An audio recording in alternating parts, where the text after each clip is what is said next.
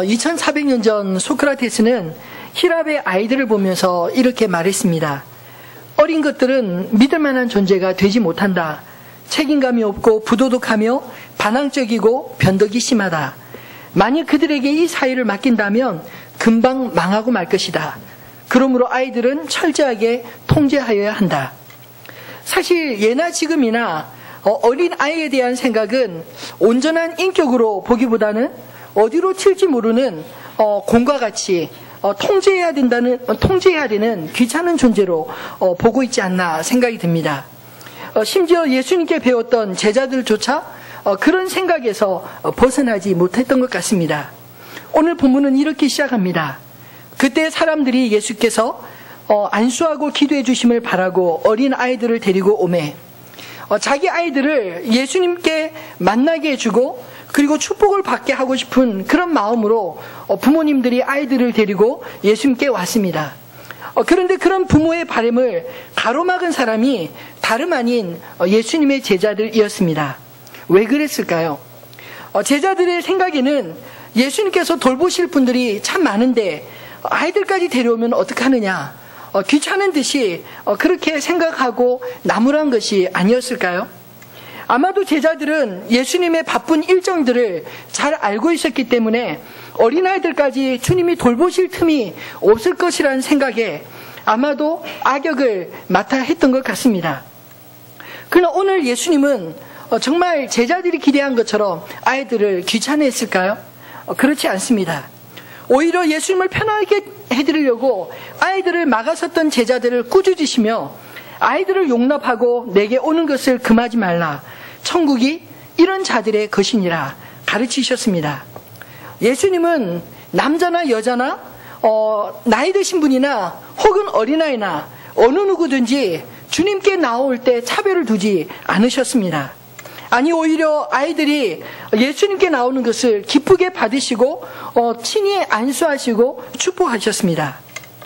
사실 저희가 한 달 전에 이미 어린아이에 대한 설교를 2번씩이나 했기 때문에 준비하는 동안에 계속적으로 갈등이 생겼습니다. 계속적으로 어린아이에 대한 비슷비슷한 설교를 하는 게 참 부담스러웠지만 그럼에도 불구하고 해야겠다고 결심을 굳힌 것은 예수님의 말씀을 제자들이 바로 잊어버리고 오늘 본문의 말씀처럼 그 천국이 어린아이와 같은 것이고 어린아이 하나를 실족해 하면 연자맷돌을 메고 바다에 던지는 것이 낫다 이렇게 말씀해 주셨음에도 불구하고 오늘 본문에도 여전히 어린아이들을 막아서는 이 제자들의 모습을 역시 교육은 반복이구나 하는 생각을 갖게 하기 때문입니다. 그러면서 동시에 말씀을 준비하면서 우리 안에도 어쩌면 제자들과 같은 그런 마음들이 있지 않을까. 예수님을 잘 안다고 하면서도 예수님의 의도를 오해하고 있지는 않을까 하는 생각이 문득 들었습니다. 어린아이들을 귀찮은 존재로 그저 어른들이 편하게 예배드리기 위해서 아이들을 돌봐주는 정도로 주일학교를 우리가 생각하고 있지는 않은지, 아니면 어른들과 같이 동일한 예배자로 여기고 아이들을 기쁘게 맞이할 것인지, 우리가 우리 예배뿐만 아니라 우리 자녀들의 예배를 살펴봐야 되지 않을까요? 저는 오늘 말씀을 함께 나누면서 교회가 어린아이들을 예수님의 마음으로 영접할 수 있게 되기를 소원합니다. 어린아이들을 우리가 예수님께 데려와야 할 이유가 무엇일까요?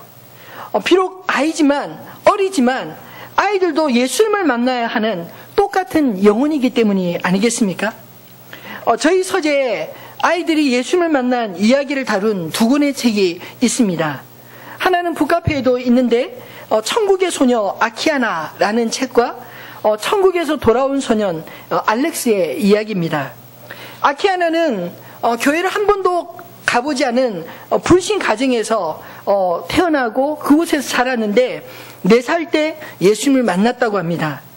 이 어린아이가 예수님을 만난 이야기만 하는 것이 아니라 예수님이 자신에게 그림을 잘 그리는 법을 가르쳐 주었다면서 어린아이라고는 상상할 수 없을 만큼, 믿을 수 없을 만큼 놀라운 그림들을 그려냈습니다.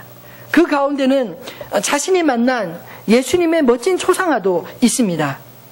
천국에서 돌아온 소년 알렉스는 6살 때 불의의 교통사고로 죽음 직전에서 예수님을 만나고 왔다고 하는 이야기를 하고 있습니다. 이 아이 역시 자신이 만난 예수님과 천국에 대한 이야기를 어른들이 듣기에도 믿겨지지 않을 만큼 생생하고 일관성 있게 이야기를 하고 있습니다. 우리는 흔히 아이들이 영적인 세계에 대해서 뭘 알 수 있겠나 이렇게 생각할지 모르지만 아닙니다. 오히려 아이들이 더 순수하게 영적인 세계에 빨리 눈뜨고 있다는 사실을 우리가 이런 책을 통해서도 알 수 있지 않을까요? 영국의 톰 리스라는 전도자는 14세 이전에 그리스도께 돌아온 사람이 75%나 되고 14세에서 21세까지 예수님을 영접한 사람은 20%, 그리고 21세 이후 성인 시기에는 단 5%만 이 시기에 예수님을 영접한다는 그런 놀라운 연구 결과를 발표했습니다. 미국에서도 유사한 조사가 있었는데 헌트라는 사람이 조사한 바에 의하면 4세 이하가 예수님을 인격적으로 만나서 회심하는 경우가 한 1% 정도 되고요. 4세부터 15세까지 85%, 그리고 15세부터 30세까지가 10%, 그리고 30세 이상이 4% 정도였다고 발표했습니다. 사실 이처럼 회심이라는 것이 우리가 생각하는 것보다 훨씬 어린 시기에 이루어진다는 사실, 여러분의 경우는 어떠셨나요? 근데 최근에 안타깝게도 우리나라 경우 우려할 만한 주일학교 통계를 제가 본 적이 있습니다. 2004년 한국교회 주일학교 학생 수는 전체 교인들에 대비해서 27% 정도였다고 합니다. 주일학교 학생 중에 유아유치원부터 초등학생까지 약 52.7%였고요. 청소년들은 26.3%였고 청년대학부는 21%였다고 합니다. 근데 사실 14년 전에 1987년도 개신교 주일학교 학생 수는 전체 개신교 교인의 거의 50% 정도 육박했었습니다. 그리고 7년 후 1994년도에는 전체 교인의 32%로 확 줄어들었고요. 그리고 2004년도에는 27%로 줄었다고 합니다. 어쩌다 오늘날 한국교회 어린아이들을 찾아보기 어려울 정도로 이렇게 점점점 감소 추세에 있을까요? 저는 말씀을 준비하면서 우리 부모들의 신앙이 세속적인 데 관심이 많은 것이 아닌가 하는 생각이 문득 들었습니다. 한국의 교육열은 세계가 인정할 정도 아닙니까? 미국의 오바마 대통령도 한국의 교육열을 부러워하면서 자국민에게 여러 차례 한국의 교육을 본받자 이런 이야기를 할 정도입니다. 3개월 때부터 제2외국어를 조기 영어 교육을 시키는 나라는 아마 우리나라밖에 없을 것입니다. 오죽하면 이런 유머도 있을 정도입니다. 쥐 한 마리가 고양이에게 쫓기고 쫓기다 더 이상 도망할 곳을 찾지 못했습니다. 이런 걸 들고 도간에 든 쥐라고 하지 않습니까? 생애 최대 위기에 직면한 쥐는 살 궁리를 고민하다가 문득 하나 꾀가 생각났습니다. 고양이 흉내를 내는 것입니다. 그래서 야옹 이렇게 하니까 고양이가 쫓다가 깜짝 놀라서 우리 동지인가 보다 생각했는지, 아니면 이렇게까지 하면서 살고자 하는 이 쥐를 어여삐 여겼는지 그냥 살려주고 갔습니다. 구사일생으로 살아남은 쥐는 이내 가쁜 숨을 내쉬면서 집으로 돌아와 새끼 쥐들을 불러 모으고, 그리고 간담선을 했던 그때의 상황을 무용담으로 들려주었습니다. 그리고는 마지막으로 한 마디 점잖게 이렇게 가르쳤다고 합니다. 얘들아, 아무리 못해도 외국어 한 마디쯤은 할 줄 알아야겠더라. 어렸을 때는 공부하고 커서 예수 믿어도 늦지 않다, 이런 생각들이 우리 부모들에게 있지 않습니까?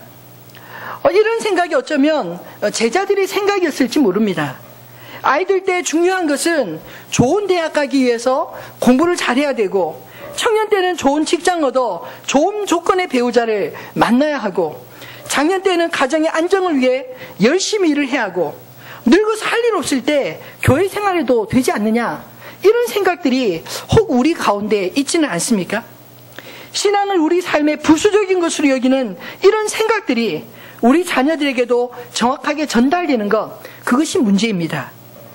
제가 처음 목회를 배우던 전도사 시절 중고등부 학생회를 인도했었습니다. 그때 제가 실제 겪었던 이야기입니다. 한참 학생회 문학의 밤을 준비하는데 한 성난 집사님이 저에게 찾아오셨습니다. 그러면서 난데없이 따지는 것입니다. 전도사님이 우리 아이들 미래 책임질 수 있어요? 한참 공부하는 시기에 왜 아이들이 이렇게 불러내서 공부를 못하게 하느냐고 막 이렇게 야단을 치는 겁니다. 그 당시에 그 형제 둘이 얼마나 교회 생활에 재미를 붙이고 그 열심히 신앙생활 하려고 애를 썼는지 모릅니다.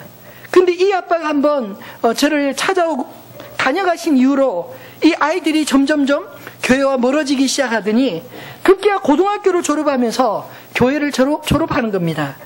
그리고 영적인 방황을 넘어서 세상에서도 방황하는 그런 삶을 살게 되었습니다. 가끔 들려오는 이 형제들의 소식을 들을 때마다 참 안타까운 내용들이 많습니다. 우리 자녀들의 인생, 여러분이 다 책임질 수 있다고 생각하십니까? 하나님을 만나야 할 영적으로 예민한 시기에 놓치고 나니까 아이들이 삶의 목적을 찾지 못해서 계속적으로 방황하는 그런 모습들, 저는 목회하는 20여 년 동안 참 많이 주변에서 보아왔습니다. 오늘날 한국 교회의 현실이나 한국 교육의 현실이 저는 다르지 않다고 생각합니다. 무엇을 소중하게 여기느냐? 아이들의 영혼인지, 아니면 아이들의 성공인지, 아니면 부모들의 대리 만족인지. 사실 학교 교육이 문제라고들 하지만 저는 학교 교육의 문제 있기 전에 교회 교육이 문제라고 생각합니다. 그리고 가정에 교육이 없는 것이 문제이고 교육의 주체가 되는 부모들이 무지한 것이 저는 문제라고 생각합니다. 우리 어렸을 때는 부모님들이 바빠서 사실 아이들에게 신경 쓰지 못해 저희들끼리 부딪히며 컸는데 요즘 부모들이 신경 쓰는 것보다 저는 과거를 추억해 보면 훨씬 더 자유롭고 훨씬 더 나았다고 생각됩니다. 부모들의 끊임없는 욕심이 오히려 우리 아이들의 미래를 망가뜨리고 있지는 않나요? 우리들이 영적으로 무지해서 우리 아이들의 미래를 마치 오늘 제자들처럼 막아서고 있지는 않는가? 우리가 주님을 만나야 하는 것보다 사실 더 많은 이유들이 우리 아이들에게도 있다는 사실을 기억하시면 좋겠습니다.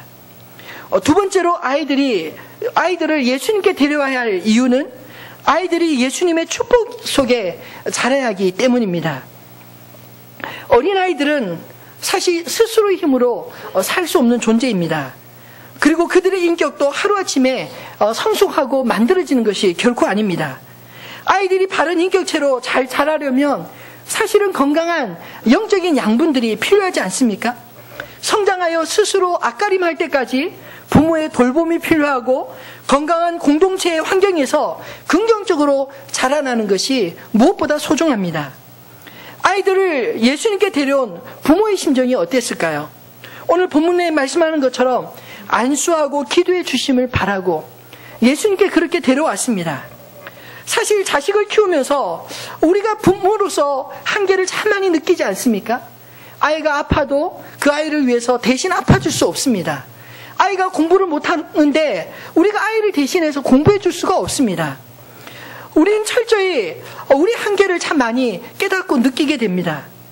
우리의 지혜와 열심히 아이들을 키우기에 역부족이라는 것을 느낄 때 오히려 하나님 앞에 나오지 않습니까? 저는 아이를 낳고 아이를 키우면서 우리 엄마들이 특히 영적으로 굉장히 갈급하고 하나님 앞에 나오는 모습들을 참 많이 보았습니다. 아마도 오늘 예수님께 아이들을 데리고 나왔던 이 부모들의 모습이 그와 같을 것이라는 생각이 듭니다. 그리고 오늘 본문 속에서 안수하고 축복하시는 예수님을 묵상하면서 저는 축복의 의미를 다시 한번 생각하게 되었습니다. 한 인격체가 바르게 성장하려면 성장하는 과정에서 그 인생을 살아가야 할 분명한 이유와 의미들을 발견할 수 있는 축복의 언어들, 삶의 바른 가치관으로 바라볼 정결한 언어들, 축복의 말들이 많이 필요하지 않을까요? 세상에서 아이들이 들을 수 있는 메시지들이 주로 어떤 것들입니까? 주로 외모로 평가하거나 성적으로 평가하며 비교당하고 그 열등감의 언어들을 우리 아이들이 많이 접하고 있지 않습니까? 세상에서는 온전한 축복의 언어들을 저는 기대할 수 없다고 생각합니다. 축복의 언어는 오직 하나님께로부터, 예수님께로부터 오기 때문입니다. 그리고 하나님께서 그 축복의 권세를 우리 부모님들과 교회에 위임해 주셨습니다. 아이들이 축복의 언어를 들으며 자라느냐, 아니면 부정적인 언어를 들으며 자라느냐에 따라서 그 아이들의 미래가 저는 많이 바뀌어지리라 생각합니다. 여러분, 사실 아이들이 잘못하는 것은요, 지극히 당연합니다. 처음부터 어떻게 다 잘할 수 있겠습니까? 하나씩 배워가고 있는 중이기 때문입니다. 기다려주고 격려해주면 아이들이 언젠가 더 잘할 수 있지 않을까요? 근데 우리가 기다려주지 못하기 때문에 아이들이 얼마나 많이 채근하고 있는지 모릅니다. 그런 채근들 속에 아이들은 잘하기 전에 못한다는 이야기를 더 많이 들으니까, 아, 나는 못하는 사람인가 보다, 나는 쓸모없는 사람인가 보다, 나는 문제인가 보다, 이렇게 생각하며 자신의 삶을 긍정적으로 보지 못하는 경우가 참 많다는 것이죠. 여러분, 비판의 언어 속에서 자라면요, 정죄하는 것을 배웁니다. 증오 속에 자라면 싸우는 것을 배우게 되고요, 조롱 속에 자라면 스스로 자학하게 됩니다. 그리고 수치 속에 살면 죄책감을 먼저 배우게 되는 것입니다. 그러나 관용 속에 자라면 감사를 배우고요, 공평 속에 자라면 정의감을 배우게 됩니다. 격려 속에 자라면 자신감을 갖게 되고, 칭찬 속에 자라면 인내하는 법을 배우는 것입니다. 저는 어렸을 적 초등학교 3학년 때 앞으로 크면 훌륭한 목사님이 될 것이란 저를 잘 아시던 한 수도사님의 그 축복의 기도를 잊지 못합니다. 그 이야기, 마치 예언과도 같이 들려주신 그 이야기가 지금 한 30년 가까이 됐는데 그 이야기가 아직도 제 마음속에 남고, 그 축복의 언어가 저를 만들어가고 있다는 생각이 듭니다. 여러분, 가정과 교회가 한 인격체를 건강하게 자라가게 할 환경이 되지 않습니까? 저는 모태신앙으로 자라면서 어렸을 적부터 교회에서 맺었던 수많은 추억들을 가지고 있습니다. 지금도 가끔씩 한 30분 이상 떨어진 교회를 형과 누나 손을 잡고 걸어가던 그 길들이 생각이 납니다. 어린이 성경학교를 저희 때는 한 4, 5일 정도, 거의 일주일 동안 했었습니다. 새벽 6시에도 예배를 드렸고, 아침 9시에 또 예배를 드리고, 그리고 오후 2시에 예배를 드렸습니다. 근데 아이들이 얼마나 열심히 있었던지 선생님보다 먼저 새벽에 나와서 교회 앞에 기다리고 있었던 그런 모습들, 제가 전도사 시절 초기에 20년 전만 해도 있었던, 즐겨보았던 그런 모습들이었습니다. 근데 오늘 요즘에 교회들을 보면 왜 이렇게 아이들이 많이 비어있나 참 안타깝습니다. 옛날 코미디 프로에서 유행한 말 가운데 이런 말이 있지 않습니까? 나가 놀아라. 예. 아마도 어른들이 교회에서 아이들이 떠들고 예배 드리는데 방해되고 하니까 그냥 밖에 나가 놀라고, 나가 놀아라, 이렇게 쫓아냈던 모습들이 혹시 우리 아이들의 미래에 교회에 대해서, 아, 교회는 시시하고 재미없고 어른들만의 곳, 우리는 밖에 나가서 노는 게 더 좋은 곳, 이렇게 여기게 하는 것이 아닌가라는 생각이 듭니다. 요즘의 풍토는 어떤 것이냐면요, 아이들이 좀 보채고 떠들면 스마트폰을 이렇게 주는 것 같아요. 스마트폰 하나면 다 해결이 됩니다. 그거 하나로 다 때우게 만드는데 그것도 참 위험한 거라고 생각이 돼요. 왜냐하면 스마트폰은 이 컴퓨터 중독성이 있거든요. 게임 중독성이 있기 때문에 아이들이 좀 조용하게 만든다는 것이 오히려 그 아이들의 미래에 중독에서 헤어나지 못하게 만드는 그런 잘못을 범하고 있지 않나, 이런 생각이 문득 듭니다. 여러분, 어른 예배에 방해되는 귀찮은 존재처럼 우리 아이들을 여기지 않았으면 좋겠습니다. 또 부모들도 아이들의 미래를 하나님이 아닌 다른 것에서 찾으면서 다른 대안들을 찾아가기 때문에 오늘날 교회 학교가 이처럼 점점점 비고 있는 것이 아닐까요? 아이들이 바른 인격과 신앙이 정립되기도 전에 유해 환경에 너무 많이 노출되어 있는 것, 저는 그것이 참으로 안타깝게 여겨집니다. 교회 바깥으로 아이들이 새어나가는 현상은요, 앞으로 10년, 20년 후 우리 교회의 미래가 될 것입니다. 그 아이들이 어른이 되어서 다시 돌아올 것이라고 생각한다면, 돌아올 것을 생각하고 방치하면 착각입니다. 어렸을 때 교회에서 아무런 추억 없이 자란 아이들이 어떻게 교회를 다시 기억하고 하나님 앞에 나올 수 있겠습니까? 우리가 지금 정신 차리고 아이들을 불러 모으고 그 아이들에게 하나님 말씀을 재미있게 잘 가르쳐야 되는 이유가 바로 우리의 미래 때문입니다. 6년 전에 저는 분당우리교회 목사님들 세 분과 함께 싱가포르에 있는 하비스 처치라는 곳을 다녀온 적이 있었습니다. 그곳에서 청소년들과 청년들이 무려 한 10,000명 이상 모여서 하나님 앞에 뜨겁게 예배하는 모습을 보면서 굉장히 충격을 받았습니다. 한국의 교회들은 어린이들과 청년들이 점점 빠져나가고 있는 현실인데, 종교의 자유는 보장되어 있지만 전도의 자유는 철저하게 금지되어 있는 그 나라에서 어떻게 이렇게 청년들이 많이 모일 수 있을까 참 신기하게 느껴졌습니다. 그 교회 담임 목사인 콩이 목사는 20대 교회를 개척하고 전도의 패러다임을 바꾸어 생각했습니다.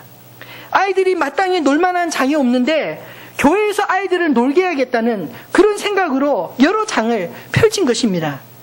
그 교회 탐방 후에 저도 다음 세대에 대한 생각들이 참 많이 바뀌었습니다. 저는 개척하고 2년 동안 저희 교회 아이들이 많고 아이들이 뛰어노는 모습 보면 사실 너무나 행복합니다. 막 갓 태어난 아이들이 지금은 아장아장 걷고, 그리고 아장아장 걷던 애들이 뛰어다니고 소리 지르고 하는 모습들 볼 때 오히려 마음에 흐뭇합니다. 제가 설교 준비하면서 저희 교회 아이들과 어른들의 퍼센트를 한번 조사를 해보니까 저희 교회 어른들 대비 아이들이 한 43% 정도, 어른들이 57%, 아이들이 한 43% 정도 됩니다. 저는 저희 교회가 지금 한국 교회 전체 모델은 아니라고 생각됩니다. 여러분, 아이들이 좀 떠들면 어떻습니까? 교회 기물을 좀 파손하면 어떻나요?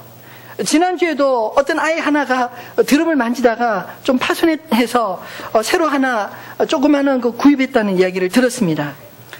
그래도 아이들이 교회를 자기 집처럼 여기고 편하게 여기고 놀아도 교회에서 놀았으면 좋겠습니다. 교회에서 놀면 그 아이들의 마음속에 교회를 내 집처럼 편안하게 생각하고, 그리고 그렇게 교회에서 노는 아이들이 결국 교회를 사랑하고 주님을 사랑하고 앞으로 교회를 위하여 하나님 앞에 아름다운 헌신자로, 믿음의 사람들로 세움받지 않겠습니까? 여러분, 예수님께 우리 아이들을 데려와야 될 줄 압니다. 교회에서 우리 자녀들이 축복의 언어 속에서 자라게 하는 것, 그것이 오늘 주님이 우리에게 주시는 메시지가 아닐까요? 말씀을 맺겠습니다. 교육은 내일을 위해 오늘을 투자하는 것입니다. AD 70년 이스라엘은 로마에 의해 멸망하게 되었습니다. 예루살렘이 함락되는 민족 최대의 위기를 맞는 그 가운데 예루살렘 성 안의 유대인들이 두 파로 갈려서 치열하게 논쟁을 벌였습니다. 한쪽은 로마에 항복을 하고 어떻게 해서든 살아남아야 한다라는 비둘기파가 있었고, 최후의 한 사람까지 죽음으로 맞서 싸워야 한다는 매파가 있었습니다. 이때 유대인의 정신적 지주였던 랍비 요하난 벤 자카이는 이렇게 민족이 멸족되는 것 하나님의 뜻이 아니다, 이렇게 생각하고 민족의 핏줄을 살려 영원히 이어질 방법을 고심하다가 로마와 협상하기로 결심했습니다. 안과 밖에 감시를 뚫기 위해서 관 속에 들어가 죽은 시체처럼 위장하고 2번씩이나 죽을 고비를 넘긴 후 드디어 로마의 사령관 베스파시아누스와 면담하여 한 가지 청을 했다고 합니다. 이제 곧 예루살렘은 파괴될 것입니다. 그리고 당신이 황제가 될 것입니다. 모든 것을 당신의 처분대로 순종할 테니 소원 한 가지만 들어주십시오. 요파 근처 얌니아에 랍비 10명이 기거할 수 있는 방 한 칸만 남겨주십시오. 이 베스파시아누스는 대단치 않은 요구라고 생각하고 그 청을 수락했습니다. 이 벤 자카이는 동료 랍비 10명과 함께 그 작은 집에 기거하면서 20년 동안 유대인의 전통과 율법을 지키고 연구하여 그 지혜를 집대성한 탈무드를 완성하였다고 합니다. 그의 생각은 하나였습니다. 시대는 흘러가고 사람은 태어나고 죽지만 인류의 문명이나 물질 세계도 언젠가 다 없어지겠지만 그러나 하나님 말씀은 영원히 남는다는 그 사실 한 가지를 믿었던 것입니다. 하나님의 영원한 말씀에 목숨을 건, 민족의 영원한 미래에 목숨을 건 이 하나님의 말씀으로 민족을 세우려는 이 열정의 목숨을 건 한 랍비의 희생이 곧 유대 민족의 2000년 유랑 생활 동안 그 민족을 지켜내는 힘이 되었던 것입니다. 예루살렘을 초토화시킨 로마도 멸망했습니다. 베스파시아누스의 권세도 안개처럼 사라졌습니다. 그러나 한 사람 벤 자카이의 영향력은 지금도 이스라엘 민족을 이끌어가고 있는 큰 힘이 되고 있습니다. 저는 하늘빛 우리 교회를 개척하면서 저희 교회의 표인 하나님을 영화롭게 세상을 충만하게 하는 이 교회의 비전을 말씀을 통하여 받았습니다. 그리고 개척 1년 차 연말에 그 기도의 제목을 가지고 계속 기도하던 중에 하나님을 영화롭게 하고 세상을 충만하기 위해서 우리가 무엇을 할 수 있습니까? 이렇게 묻는데 사람을 세우는 것, 하나님의 사람을 세우는 것이 가장 소중한 일이라는 것을 깨닫게 되었습니다. 그래서 어른들도 말씀으로 부지런히 양육해 하는 일에 더 애써야겠다 이런 다짐을 하게 되어서 신앙 강좌들을 만들게 되었고요. 또 어린아이들도 교회 학교를 통해서 하나님을 알아가도록 해야겠다 그런 기도를 드리게 되었습니다. 근데 한 가지 문제가 생겼는데 우리 아이들이 현실을 생각하니 까마득하게 느껴졌습니다. 여러분, 교회 학교에서 아이들이 배우는 시간이 얼마나 됩니까? 일주일이 168시간인데 교회 와서 예배 드리고 분방 공부하는 것이 불과 1시간 정도밖에 되지 않지 않습니까? 제가 가만히 기도하면 생각해 보니까 이 1시간 동안 영향을 받고 나머지 100시간 이상 이 아이들에게 영향을 주는 그것과 1시간 하나님 말씀을 배우는 것과 도무지 비교가 되지 않는다는 그런 생각이 문득 들었습니다. 그래서 고민을 하고 기도하는 중에 비전 스쿨을 만들어야겠다. 방과 후에 아이들이 학원만 여기저기 이렇게 쫓아다니는 그런 삶을 사는 것이 아니라 하나님의 교회에 와서 아이들이 마음껏 말씀도 배우고 또 자신의 미래를 준비할 수 있는 공부도 하고 그리고 자신의 꿈을 스스로 설계하고 하나님 앞에 다짐하게 하는 그런 교육을 시켜야겠다. 이런 생각이 들었습니다. 이런 소망을 따라 작년부터 기도하고 준비하던 비전 스쿨이 이제 시작된 지 3주가 되었습니다. 사실 비전 스쿨 시작하면서 정말 일을 벌리는 것이 참 쉽지 않는구나 하는 생각을 참 많이 합니다. 괜히 일 벌려서 우리 전도사님들만 고생시키는 건 아닌가. 한 분은 운전시키고 또 한 분은 또 뭐 공부시키고 이것저것 다 행정적인 분주한 일을 하는 걸 보면서 한편으로 미안한 마음도 듭니다. 그러면서 새벽에 다시 기도해 보면 아닙니다. 이 일이 교회의 부수적인 일이 아니라 우리 미래를 위한 구체적인 투자요. 비록 당장 좀 힘들어도 감내하고 끊임없이 노력해야 돼. 더 가듬해야 될 일이라는 그런 생각이 기도하면 할수록 더 절실하게 듭니다. 아직은 초기 단계라 영어와 독서 그리고 문화 강좌들 이 아이들의 시간에 맞춰서 하느라 마치 학원처럼 움직이는 것 같아서 참 한편으로 아이들에게 미안한 마음이 들었습니다. 그러나 조금 더 안정이 되면 우리 교사들이 좀 더 확보가 되고 시간들을 좀 더 짜면 제 마음으로는 한 서너 시간 교회에 와서 정기적으로 아이들이 마음껏 쉴 수 있는, 마음껏 공부할 수 있는, 마음껏 친구들과 함께 배울 수 있는 그런 장을 만들고 싶습니다. 여러분, 공부가 무엇입니까? 책상에만 앉아서 하는 것이 아니지 않습니까? 친구들과 놀면서 친구를 배려하는 법도 배워야 하고요. 또 자신을 향한 하나님의 뜻도 찾아가야 하고 평생을 하나님의 말씀을 붙들고 주님과 동행하는 신실한 하나님의 사람들로 그렇게 준비되어야 되지 않을까요?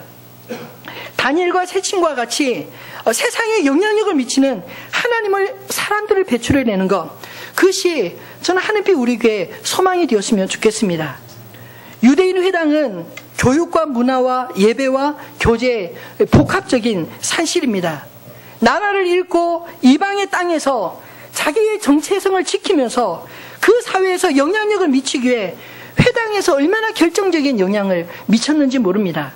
저도 미국에 산 지 한 2년 몇 개월 동안 어느 연수를 하면서 그곳에서 이스라엘에서 온 지 얼마 안 되는 한 청년을 만나게 되었습니다.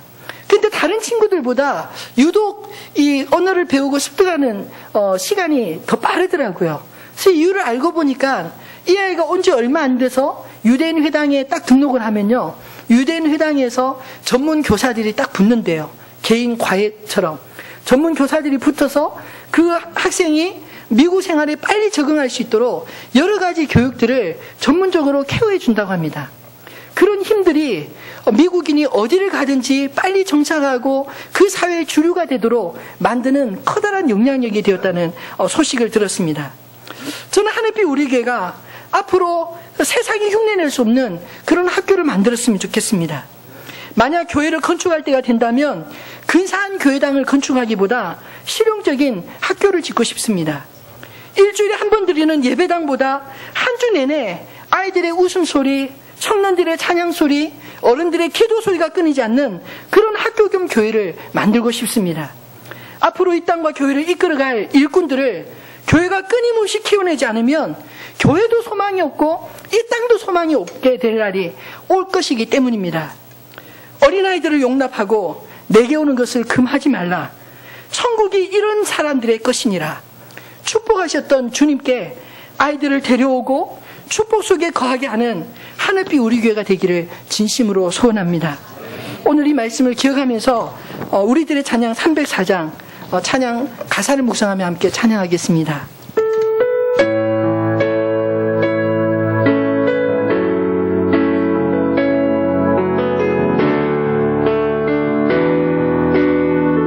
우리 오늘 눈물로 하나님의 씨앗을 심는다.